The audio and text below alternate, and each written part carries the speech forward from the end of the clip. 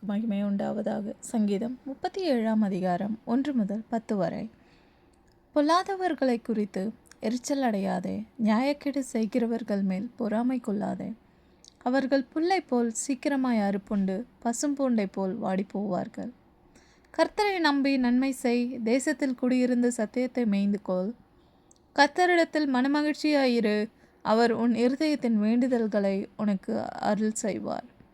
உன் வழியை கர்த்தருக்கு ஒப்புவித்து அவர் மேல் நம்பிக்கையாயிரு, அவரே காரியத்தை வாக்கிய பண்ணுவார். உன் நீதி வெளிச்சத்தைப் போலவும் உன் நியாயத்தை பட்ட பகலை போலவும் விளங்க பண்ணுவார்.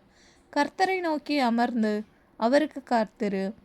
காரிய சித்தியுள்ளவன் மேலும் தீவினைகளை செய்கிற மனுஷன் மேலும் எரிச்சலாகாதே.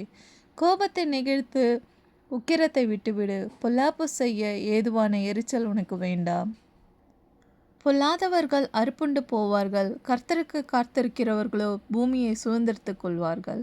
இன்னும் கொஞ்ச நேரம்தான், அப்பொழுது துன்மார்க்கன் இரான். அவன் ஸ்தானத்தை உற்று விசாரித்தேயானால் அவன் இல்லை. தேவன் தாமே நம் ஒவ்வொருவரையும் ஆசீர்வதிப்பாராக. ஆமேன்.